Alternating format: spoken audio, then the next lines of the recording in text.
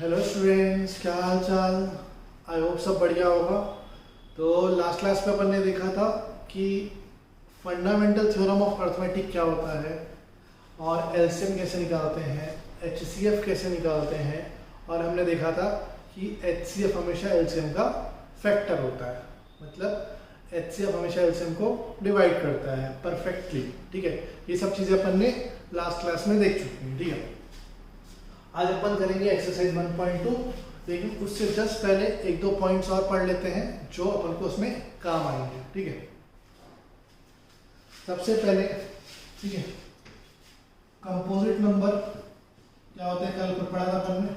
ठीक है, जिसके दो से ज्यादा फैक्टर होते हैं, ज्यादा फैक्टर होते हैं। ठीक है, तो मैं ये बोल सकता हूं, अगर कोई दो नंबर मल्टीप्लाई हो रहे हैं, अगर कोई दो नंबर मल्टीप्लाई हो रहे हैं तो वो हमेशा क्या देंगे, कंपोजिट नंबर देंगे।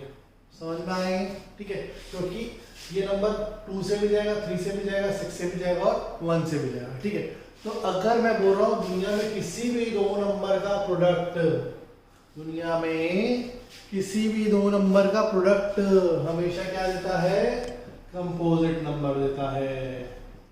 ठीक है, तो मैं ये बोल सकता हूं, ठीक है, अगर कोई दो नंबर का प्रोडक्ट है, ठीक है, तो वो हमेशा क्या देगा, कंपोजिट नंबर देगा।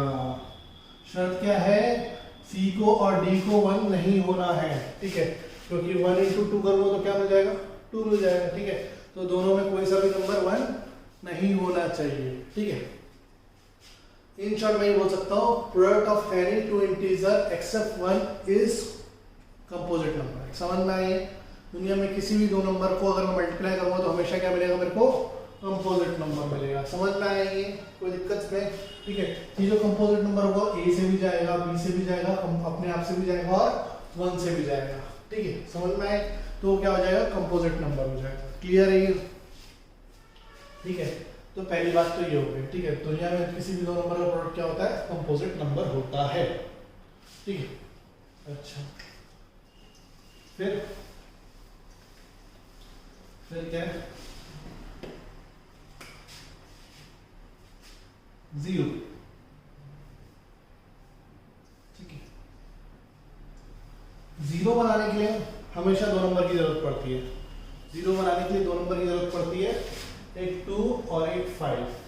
ठीक है, जितने 2 और 5 होंगे उतने 0 बनेंगे। ठीक है, देखो 10 का प्राइम फैक्टर करोगे तो कितना आएगा, 2 5 5 1, तो 10 को मैं क्या लिख सकता हूँ, 2 into 5। एक 2 एक 5 मिलकर क्या बना है, एक 0 बना है। ठीक है, 20 का प्राइम फैक्टर करोगे तो क्या आएगा, 2 10 2 5 5 1, तो 20 को क्या लिखूंगा मैं, 2 into 2 into 5। ठीक है, भले इसमें 2 दो ठोके लेकिन 5 तो एक ही है। समझ में आ रहा है? तो 5 एक ही होने के कारण क्या हो जाएगा, ये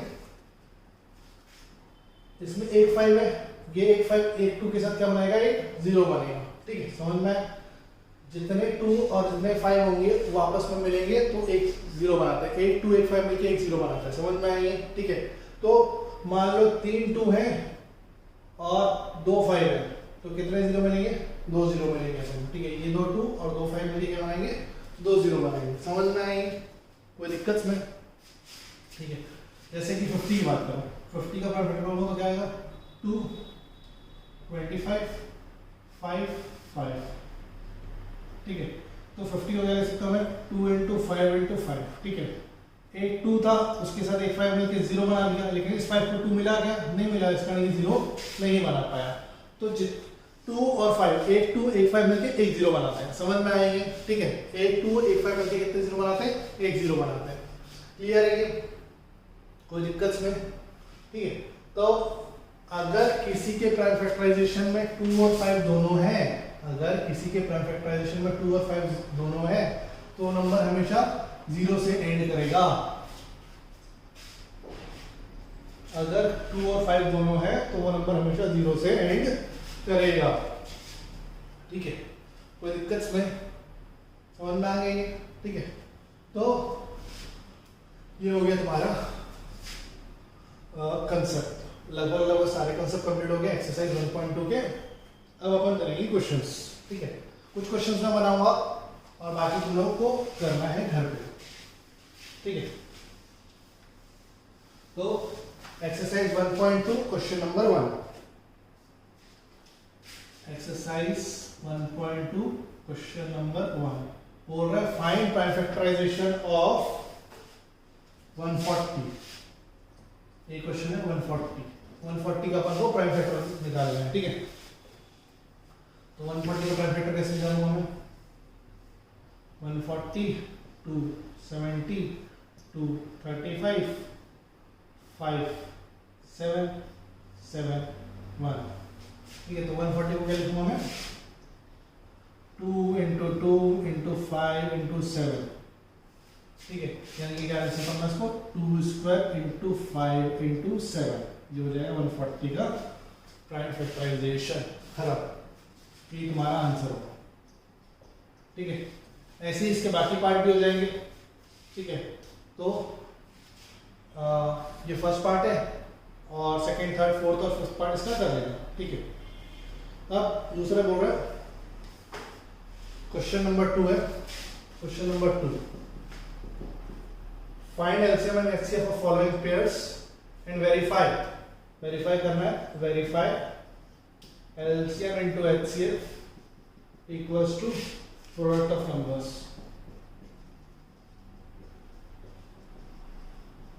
ठीक है। पहला क्वेश्चन इसमें मैं करके बता देता हूँ। पहला क्वेश्चन है 26 एंड 91, ठीक है। तो 26 का प्राइम फैक्टराइजेशन क्या होगा? 26 का प्राइम फैक्टराइजेशन होगा 2 13 13 1। 91 का प्राइम फैक्टराइजेशन क्या होगा? 13 से जाएगा 13 into 17, I think so, 13 into 7 7 से जाएगा 7 1 जा 7, कितना बचा 3, हाँ 31, ठीक है। तो 26 का प्राइम फैक्टराइजेशन क्या हो गया? 2 इंटू 30।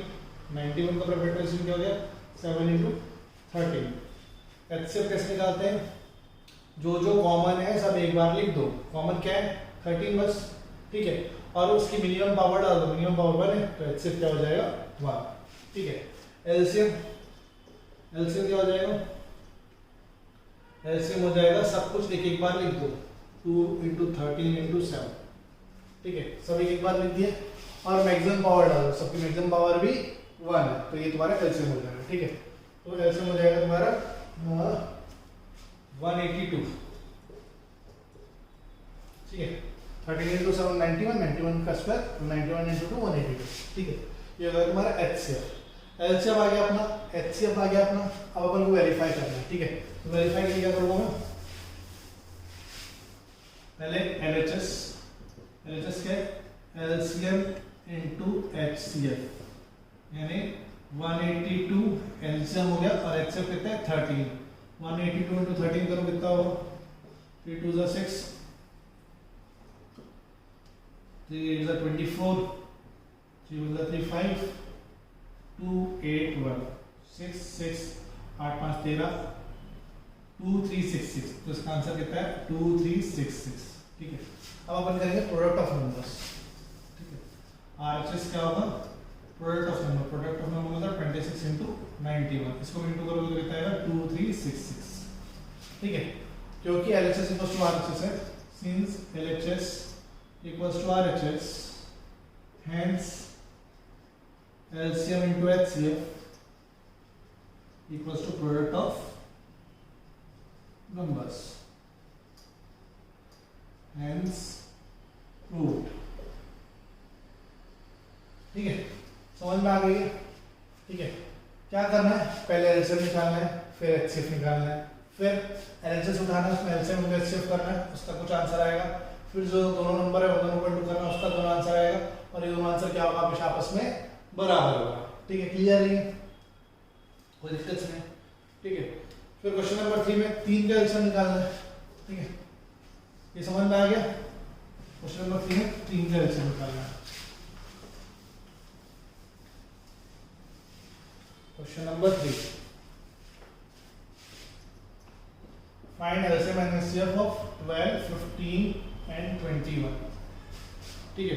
तो 12 को क्या लिख सकता हूँ मैं प्राइम फैक्टराइजेशन के फॉर्म में 2 6 2 3 3 1, ठीक है। तो 12 को लिख सकता हूँ मैं 2 का स्क्वायर इंटू 3, ठीक है। 15 को क्या लिख सकता हूँ 3 5 5 1, तो 15 को लिख सकता हूँ मैं 3 इंटू 5। 21 को क्या लिख सकता हूँ मैं 3 7 7 1, तो 21 को क्या लिख सकता हूँ मैं 3 इंटू 7। HCF के लिए क्या बात हुई थी अपनी, HCF में जो सब में कॉमन है उसको लिख दो। सब में कॉमन क्या है, सब में कॉमन क्या है 3, और उसकी मिनिमम पावर डाल दो। मिनिमम पावर क्या है 1, तो HCF क्या हो जाएगा 3, ठीक है। LCM सब कुछ एक एक बार लिख दो। LCM क्या होता है सब कुछ एक एक बार लिख दो। सब कुछ में तो कौन कौन है 2 है 3 है 5 और 7 है, तो 2 3 5 7, और सबकी मैक्सिमम पावर डाल दो। 2 की मैक्सिमम पावर क्या है 2, 3 की मैक्सिमम पावर 1 है, 5 की मैक्सिमम पावर 1 है, 7 की मैक्सिमम पावर 1 है। तो एलसीएम कितना हो जाएगा 4 इंटू 3 इंटू 5 इंटू 7, ठीक है। 20 इंटू 21, 5 4 20, 7 3 21, ठीक है। तो 420 समझ में आया। तो एलसीएम कितना आ जाएगा 420। क्लियर है ये, ठीक है। क्वेश्चन नंबर 4 अपन कल कर चुके हैं। क्वेश्चन नंबर 4 अपन कल कर चुके हैं, ठीक है। क्वेश्चन नंबर 5, क्वेश्चन नंबर 5 मस्त है। कंसेप्ट लगेगा बस, और कुछ नहीं, अभी आज वाला कंसेप्ट लगेगा, ठीक है।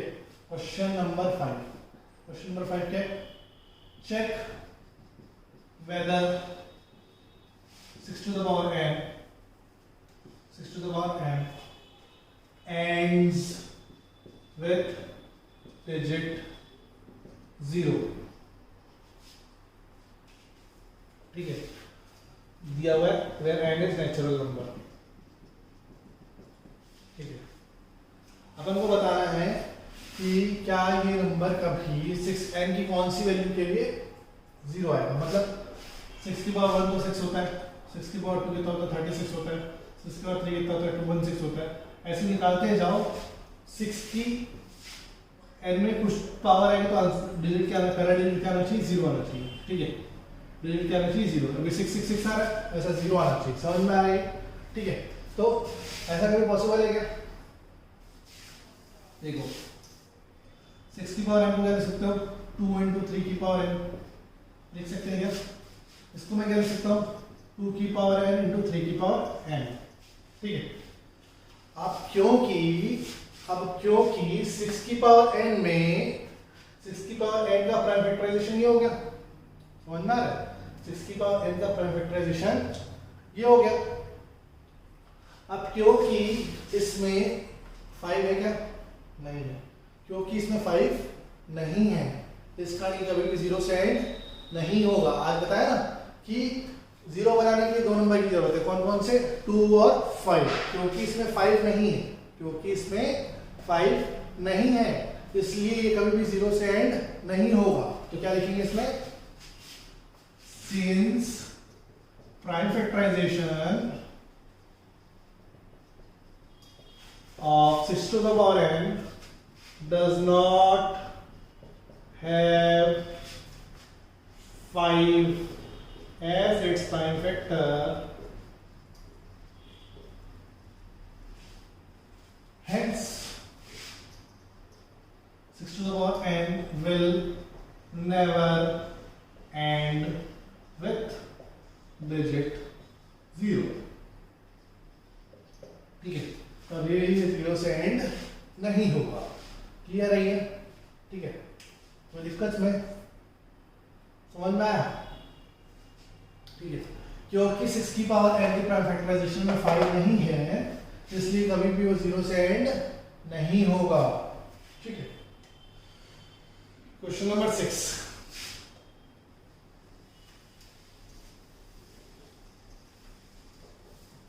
क्वेश्चन नंबर 6 बोल रहा है एक्सप्लेन वाई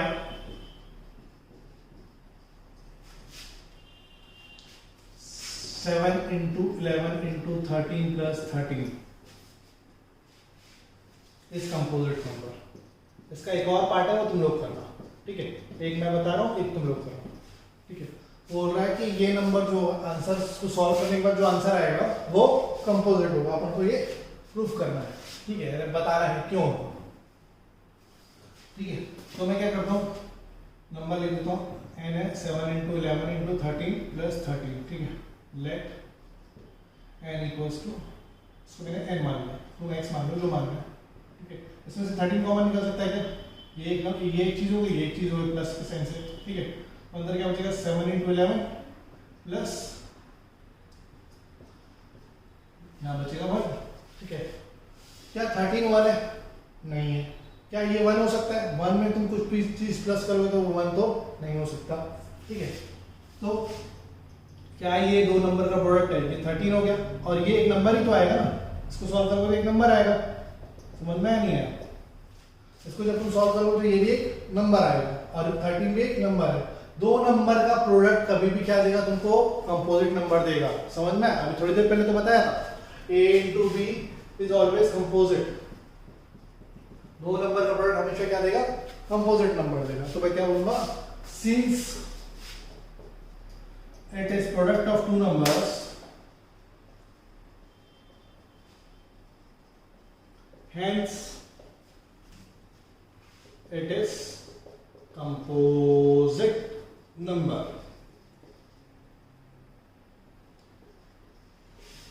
क्योंकि ये प्रोडक्ट है दो नंबर का, तो ये क्या होगा, कंपोजिट नंबर होगा। क्लियर है, कोई दिक्कत नहीं। Since it is the product of two numbers hence it is composite number, क्योंकि ये दो नंबर का प्रोडक्ट है, एक नंबर ये होगा और ये भी तो एक नंबर ही आएगा ना, ठीक है। तो ये दो नंबर का प्रोडक्ट है, इसको सॉल्व करने की जरूरत नहीं है तुमको, इसको सॉल्व करने की जरूरत नहीं है, चाहो तो कर दो 77 में 78 13 इंटू 78, ठीक है। तो लेकिन सॉल्व करने की इसको जरूरत नहीं है, ठीक है। Since it is the product of two numbers hence it is composite number. Clear है, कोई दिक्कत इसमें, ठीक है।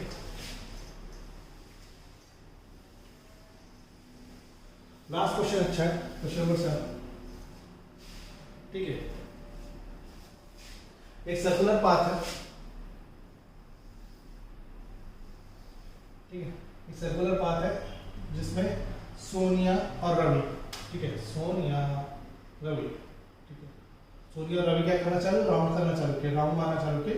सोनिया को 18 मिनट लगते हैं और रवि को 12 मिनट लगते हैं, ठीक है, एक राउंड कंप्लीट करने में। तो दोबारा यहां से चलना चालू किया, वो लोग क्वेश्चन बोल रहा है सोनिया को 18 मिनट लगते हैं, रवि को 12 मिनट लगते हैं। वो लोग यहां से चलना चालू किए, ठीक है, यहां से चलना चालू किए सोनिया और रवि, ठीक है। दोबारा यहीं पे कब मिलेंगे, दोबारा यहीं पे कब मिलेंगे, ठीक है। तो पहले सोचते हैं, थोड़ा सा लॉजिकली सोचते हैं, ठीक है। दोनों चलना चालू किया, 12 मिनट बाद क्या हो जाएगा, रवि एक राउंड मार के आ जाएगा, लेकिन सोनिया को कितना लगता है, 18 मिनट लगता है, तो सोनिया कहीं पे पीछे रही होगी, ठीक है। तो 12 मिनट में ये लोग यहाँ पहुंचेंगे क्या, नहीं पहुंचेंगे, ठीक है। फिर क्या होगा, 18 मिनट बाद सोनिया यहाँ पहुंच जाएगी, लेकिन रवि तो आगे निकल चुका होगा, ठीक है। ये लोग कंटिन्यूअसली दौड़ते जा रहे हैं, ठीक है। रवि और सोनिया दोनों ने दौड़ते जा रहे हैं, ठीक है। सोनिया ने क्या किया, सोनिया और रवि दोनों सेम टाइम पे चालू किए, सोनिया भागना चालू की, रवि भी भागना चालू किया। उसी समय पे रवि 12 मिनट में वापस यहाँ पहुंच जाएगा, लेकिन सोनिया कहाँ जाएगी, पीछे रहेगी, क्योंकि उसको कितना टाइम लगता है, 18 मिनट लगता है, ठीक है। फिर एक और राउंड मारेंगे, ठीक है। अब एक और राउंड मारेंगे, मतलब कि सोनिया यहाँ 18 मिनट में जब पहुंचेगी तब रवि तो आगे बढ़ चुका होगा, ठीक है। रवि यहाँ कहीं पे होगा, ठीक है। तो अब रवि आगे हो गया, फिर से रवि जब यहाँ पहुंचेगा तब सोनिया आगे निकल चुकी होगी। तो अपन क्या कर रहे हैं, अपन उसको राउंड मरवा रहे हैं, मतलब कि अपन इसकी क्या निकाल रहे हैं, सोनिया के मल्टीपल्स निकाल रहे हैं और रवि के भी मल्टीपल्स निकाल रहे हैं, ठीक है। तो मल्टीपल किस में आता है, LCM में आता है, ठीक है। LCM में क्या आता है, मल्टीपल आता है, ठीक है। तो लीस्ट कॉमन मल्टीपल, LCM का फुल फॉर्म क्या होता है, लीस्ट कॉमन मल्टीपल। तो जो दोनों का कॉमन मल्टीपल होगा, ठीक है, वो क्या होगा, तुम्हारा आंसर होगा, ठीक है। क्लियर है, ठीक है। देखो 36 18 36, ठीक है, 36 मिनट बाद, ठीक है, 36 मिनट बाद क्या होगा, सोनिया पूरा एक राउंड मार चुकी होगी, फिर दूसरा राउंड में मार चुकी होगी, समझना है नहीं, ठीक है। सोनिया एक राउंड ये मार चुकी होगी और दूसरा राउंड में मार चुकी होगी, तब 36 मिनट कवर हो जाएगा, ठीक है। और 3 राउंड मार चुका होगा रवि, तब जाके क्या होगा उसका 36 मिनट कंप्लीट होगा, और दोनों के दोनों कहाँ मिलेंगे, यहाँ पे मिलेंगे। तो अपन को इन शॉर्ट क्या निकालना है, एलसीएम निकालना है, ठीक है। तो रेस वाले क्वेश्चन में अपन को क्या निकालना रहेगा, एलसीएम। 18 का एलसीएम निकालो तो क्या आएगा, 2 × 3 × 3, ठीक है।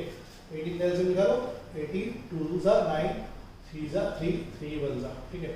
और 12 का एलसीएम निकालोगे तो कितना आएगा, 12 2 6 2 3 3 1, तो 2 स्क्वायर इंटू 3, ठीक है।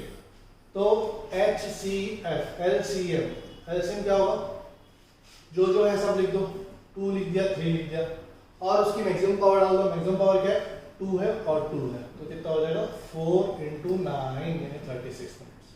ये डिसाइड किया था अपन ने, ठीक है। 36 मिनट क्यों मिलेंगे, ये दोनों वापस आपस में इसी पॉइंट पे मिलेंगे, कोई दिक्कत में, ठीक है। तो आई होप सब बढ़िया होगा,